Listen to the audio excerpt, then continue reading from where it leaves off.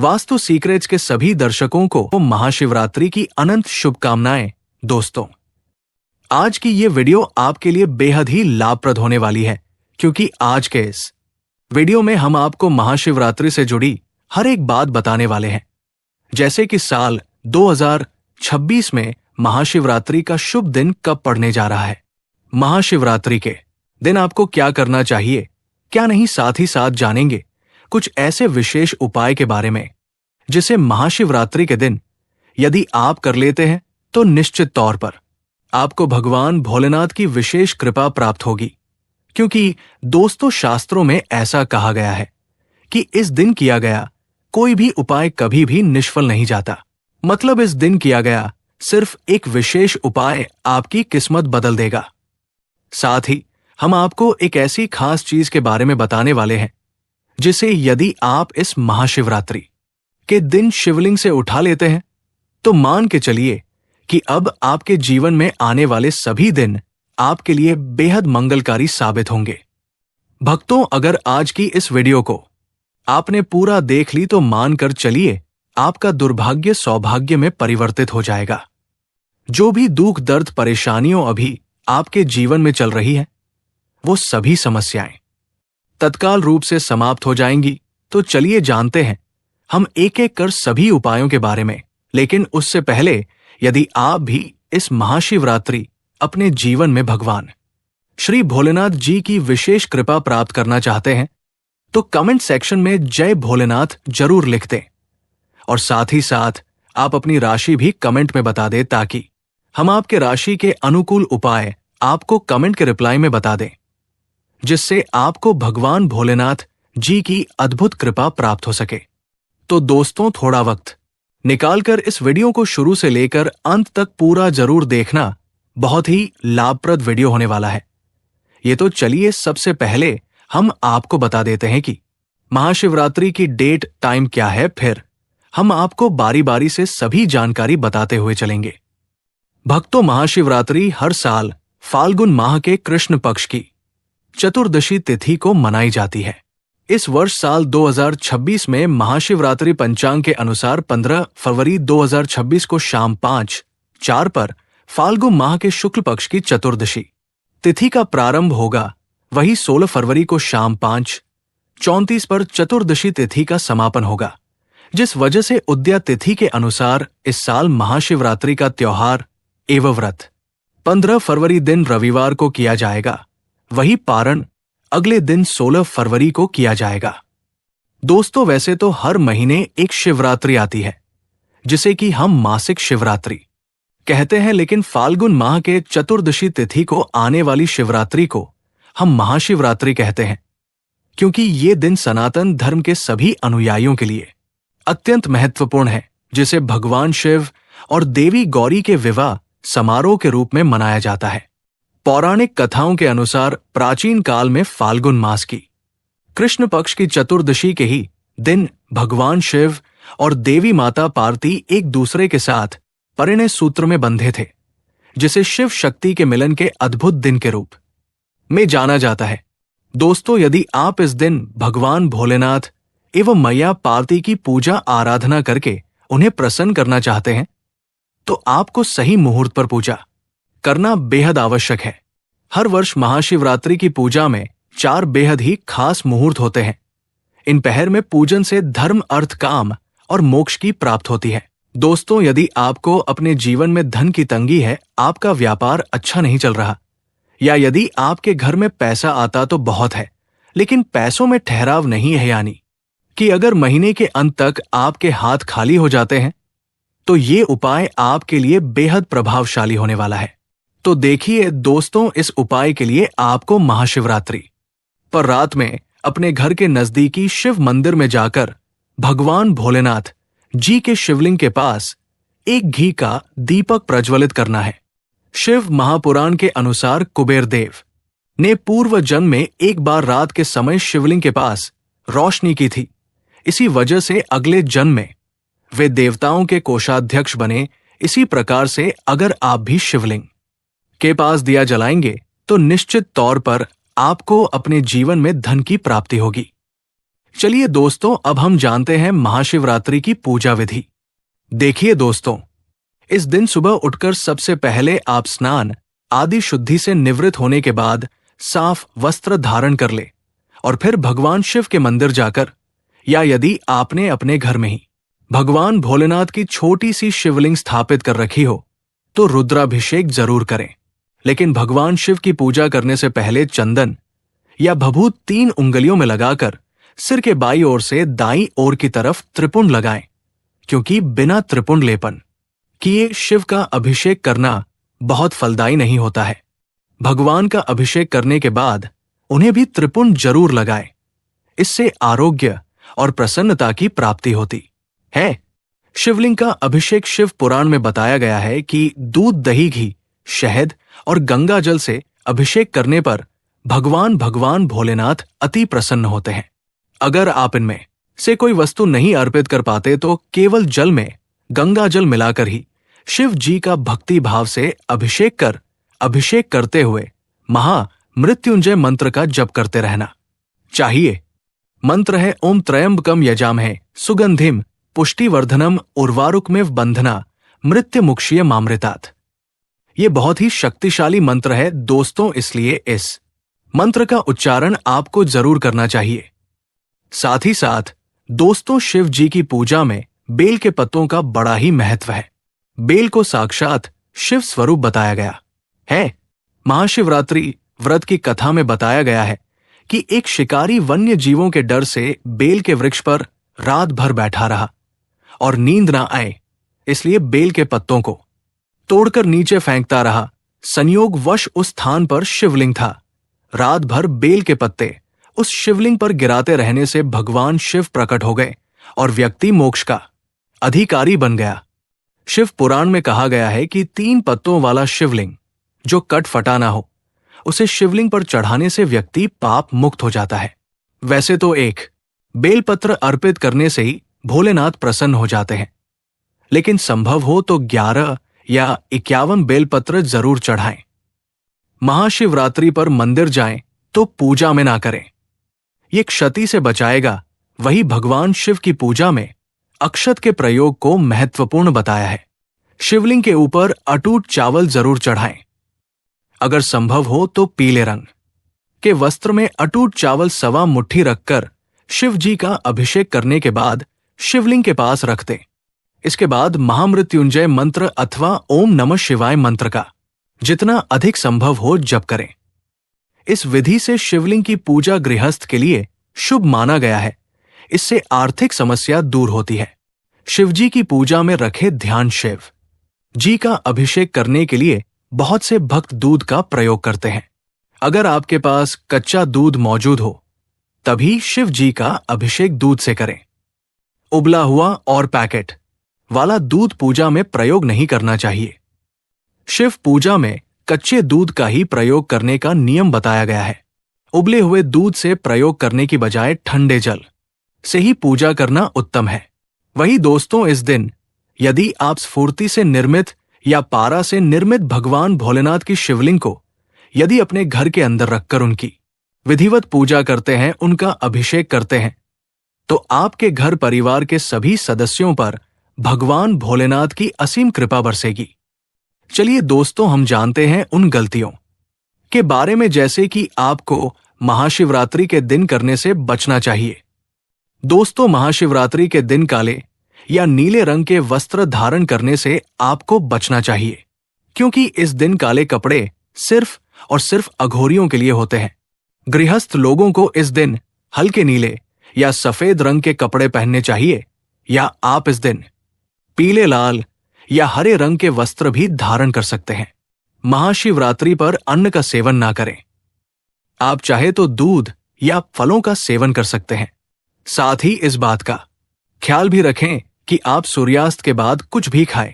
इस दिन सुबह जल्दी उठकर तन और मन की शुद्धि जरूर करें। महाशिवरात्रि वाले दिन देर तक ना सोए। रात के समय सोने से बचे, क्योंकि महाशिवरात्रि की पूरी रात साधना की रात होती है। साथ ही इस दिन रात्रि जागरण भी किया जाता है, इसलिए इस दिन रात्रि ने जागरण जरूर करें। वही दोस्तों, आपको भगवान शिव पर कभी भी टूटे हुए, अक्षत कटे फटे हुए बेलपत्र के पत्ते अर्पित ना करें। साथ ही शिवलिंग पर श्रृंगार का सामान, सिंदूर, तुल के पत्ते आदि अर्पित ना करें। शिवलिंग पर बांसी फूल ना चढ़ाएं। वही इस दिन पति पत्नी को आपस में दूरी बनाकर रखना चाहिए एवं अविवाहित स्त्री पुरुष को भी इस दिन ब्रह्मचर्य का पालन करना चाहिए। साथ ही घर में क्लेश आदि नहीं होना चाहिए। महाशिवरात्रि पर क्या करें? महाशिवरात्रि के दिन भगवान शिव का रुद्राभिषेक या अभिषेक जरूर करना चाहिए।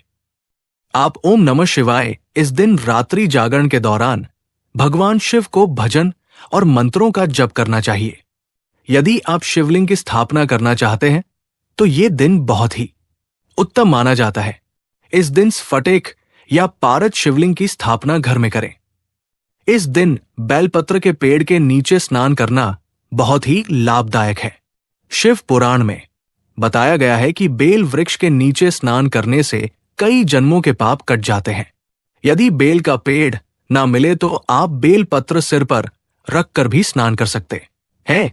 वही दोस्तों, अब हम जानते हैं कुछ ऐसी गलतियों के बारे में जिसे कि आपको महाशिवरात्रि के दिन बिल्कुल भी नहीं करना चाहिए। दोस्तों, यदि आप महाशिवरात्रि का व्रत रख रहे हैं तो इस दिन आपको सोने से बचना चाहिए। पूरा दिन शिव का स्मरण करें और मन को शांत रखें। इस दिन व्रत रखने वाले लोगों को सभी बुराइयों से दूर रहना चाहिए, तभी व्रत का फल प्राप्त होता है। महाशिवरात्रि के दिन कुछ भक्त निर्जल उपवास रखते हैं, वही कुछ इस दिन फलाहार पर रहते हैं। आप क्षमता के अनुसार कोई भी व्रत रख सकते हैं। यदि आपने इस दिन निर्जला व्रत रखा है तो ध्यान रखें कि आपको पूरा दिन जल की एक बूंद भी नहीं लेनी है। महाशिवरात्रि के दिन यदि आप एक समय का व्रत रख रहे हैं तब भी इस दिन सिर्फ एक समय ही भोजन कर सकते हैं।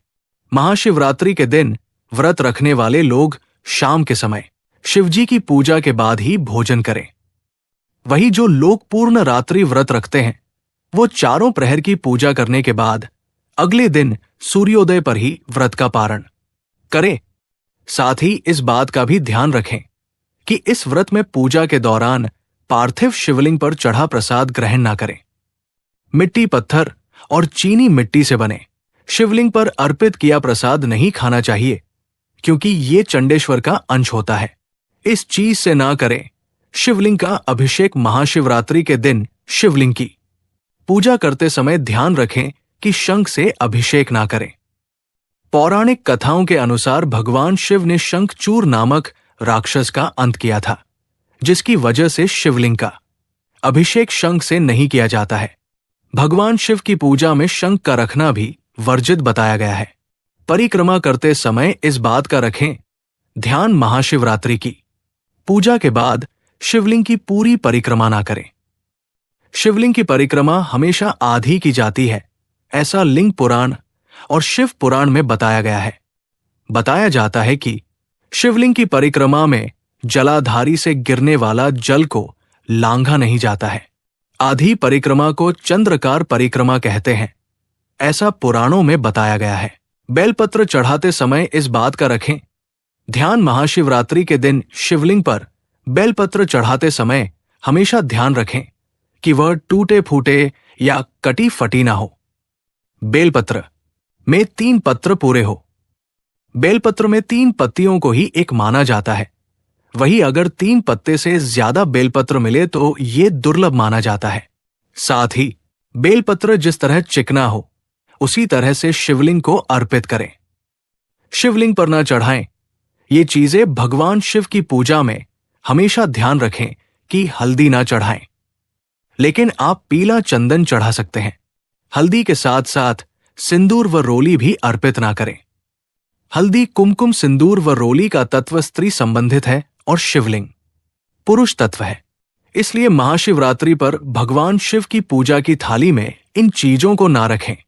इस रात का रात्रि जागरण और भजन कीर्तन का बड़ा महत्व है। भोलेनाथ के भक्त महाशिवरात्रि पर 4 पहर की विशेष पूजा और रुद्रा अभिषेक करते हैं ताकि भगवान शिव की असीम कृपा प्राप्त हो सके। ऐसी मान्यता है कि भगवान शिव का तेजोमय अग्नि पंख जिसे शिवलिंग के नाम से जाना जाता है, वो भी महाशिवरात्रि को ही प्रकट हुआ था।